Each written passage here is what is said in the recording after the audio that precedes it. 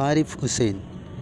യുക്തിവാദിയായ ഇദ്ദേഹം നിരന്തരമായി അള്ളാഹുവെ അവഹേളിക്കുന്നത് കണ്ട ഒരു സ്ത്രീ അദ്ദേഹത്തിന് വിളിച്ചുകൊണ്ട്, എന്തുകൊണ്ടാണ് നിങ്ങൾ ഇങ്ങനെ അള്ളാഹുവെ അവഹേളിക്കുന്നത് എന്ന് ചോദിച്ചപ്പോൾ ഹാരിഫ് ഹുസൈൻ പറഞ്ഞ മറുപടി കേട്ടു. കഴിയുമ്പോ പറയണേ.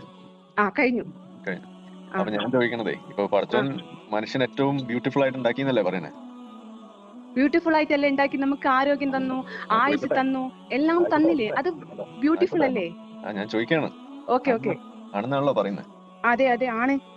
അപ്പൊ അതിൽ ഏറ്റക്കുറച്ചിലുകളൊന്നുമില്ല, കൂട്ടാനുമില്ല, കുറയ്ക്കാനുമില്ല. എന്ത് എന്ത് കൂട്ടാൻ? ഈ മനുഷ്യന്റെ സൃഷ്ടിപ്പില് ആ സൃഷ്ടിപ്പ് നല്ല രീതിയിൽ അവൻ പഠിച്ച്, പിന്നെന്ത് വേറെന്ത്? നല്ല രീതിയിൽ അങ്ങനെ പഠിച്ചിട്ടുണ്ടെങ്കിൽ പിന്നെ എന്തിനാണ് ഈ ആൺകുട്ടികളുടെ ചേലാക്രമം നടത്താൻ പറയുന്നത്? ആ അറ്റം സൃഷ്ടിക്കാതെ അങ്ങനെ ഉണ്ടാക്കിയാ പോരാ? അതിനെ കുറിച്ചൊന്നും ഞാൻ അങ്ങനെ ഹാരിഫ് പറയുന്നത് കേട്ടില്ലേ? അള്ളാഹു മനുഷ്യനെ നല്ല രീതിയിൽ ഉണ്ടാക്കി എന്ന് പറഞ്ഞാൽ എന്തിനാണ് ചേലാകർമ്മം കഴിക്കാതെ ഇങ്ങോട്ട് പറഞ്ഞയച്ചത് എന്നാണ്. അങ്ങനെ വളരെ നല്ല രീതിയിലാണ് ഉണ്ടാക്കിയതെങ്കിൽ പിന്നെ എന്തിനാണ് ഇവിടെ വന്നിട്ട് ചേലാകർമ്മം ചെയ്യുന്നത് എന്നാണ് ഹാരിഫ് ഹുസൈൻ ചോദിക്കുന്നത്. അതിന് ആ സ്ത്രീ പറയുന്ന മറുപടി, എനിക്കതിനെക്കുറിച്ചൊന്നും അറിയില്ല എന്നാണ്. ഇങ്ങനെ മുട്ട് ന്യായങ്ങൾ പറഞ്ഞുകൊണ്ട് വിളിക്കുന്നവരെ വിരട്ടിവിടുന്ന ഒരാളാണ് ഈ ഹാരിഫ് ഹുസൈൻ. എന്നാൽ ശാസ്ത്രലോകം തന്നെ തെളിയിച്ചതാണ് ചേലാകർമ്മം ചെയ്യുന്നതിലൂടെ എന്തെല്ലാം ഗുണങ്ങളാണ് മനുഷ്യന് ലഭിക്കുന്നത് എന്ന്. പിന്നെ നിങ്ങൾ ചോദിച്ച ഒരു ചോദ്യം, എന്തിനാണ് അള്ളാഹു ചേലാകർമ്മം കഴിയാത്ത രീതിയിൽ മനുഷ്യനെ ഭൂമിയിലേക്ക് പടച്ചു വിടുന്നത് എന്നല്ലേ?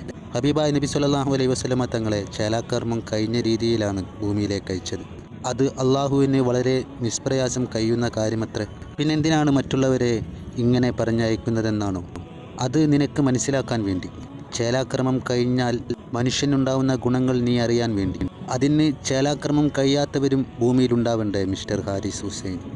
ദീനിൻ്റെ മഹത്വം നിങ്ങൾ മനസ്സിലാക്കാൻ വേണ്ടിയാണെന്ന് വിചാരിച്ചു അത്തരത്തിൽ അള്ളാഹു സൃഷ്ടിപ്പ് നടത്തിയത്.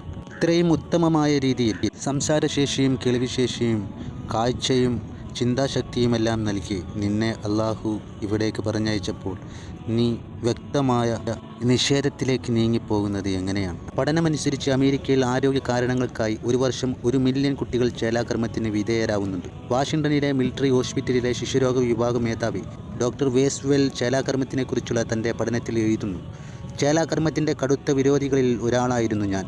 ആ കാലത്ത് ചേലാകർമ്മ നിരോധനം നടപ്പിൽ വരുത്തുവാനുള്ള സമരങ്ങളിൽ ഞാൻ സജീവമായിരുന്നു. എന്നാൽ 1980കളിൽ പുറത്തു വന്ന ഒരുപാട് പഠനങ്ങളിൽ ചേലാകർമ്മം ചെയ്യാത്ത കുട്ടികളിൽ മൂത്രാശയനാളത്തിലെ അണുബാധ അധികമായി കണ്ടുവരുന്നെന്ന് തെളിയുകയുണ്ടായി. അത് പിന്നീട് ഭാവിയിൽ വൃക്കയുടെ തകരാറുകൾക്കും കാരണമാവുകയും ചെയ്യുന്നു. ഞാൻ ഈ വിഷയത്തിൽ പഠനങ്ങൾ നടത്തിക്കൊണ്ടേയിരുന്നു. അവസാനം എൻ്റെ മുൻധാരണകൾക്കെല്ലാം വിരുദ്ധമായ തീർത്തും ശരിയായ ഒരു നിരീക്ഷണത്തിലേക്ക് പുതിയ കാല പഠനങ്ങൾ എന്നെ നയിച്ചത്. ഇന്ന് എല്ലാ ശിശുക്കളിലും നിർബന്ധപൂർവം ചേലാകർമ്മം നടപ്പിലാക്കണമെന്ന് ഞാൻ അഭിപ്രായപ്പെടുകയാണ്. ഇതുകൂടാതെ തന്നെ ചേലാകർമ്മത്തിലെ ശാരീരിക ഗുണങ്ങളെക്കുറിച്ചുള്ള ഒരുപാട് പഠനങ്ങൾ കഴിഞ്ഞ കാലങ്ങളിൽ നടത്തിയിട്ടുണ്ട്. ലിംഗാർബുദം ബാധിക്കുന്നതിൽ നിന്ന് ചേലാകർമ്മം സുരക്ഷ നൽകുന്ന തരത്തിൽ ശാസ്ത്രം അംഗീകരിച്ച കാര്യത്തെക്കുറിച്ചാണോ പൊന്നു സുഹൃത്തെ താൻ പറയുന്നത്? തനിക്കുണ്ടോ വിവരം? ചേലാകർമ്മം ചെയ്യാൻ പറയുന്ന ഇസ്ലാമിനെ കുറിച്ച് മറ്റുള്ളവർ മനസ്സിലാക്കാൻ വേണ്ടിയാണ് ചേലാകർമ്മം ചെയ്യാത്ത തരത്തിൽ മനുഷ്യനെ ഭൂമിയിലേക്ക് അള്ളാഹു പടച്ചുവിടുന്നതെന്ന് ഞാൻ പറഞ്ഞാൽ നിങ്ങൾക്ക് എന്ത് പറയാൻ പറ്റും?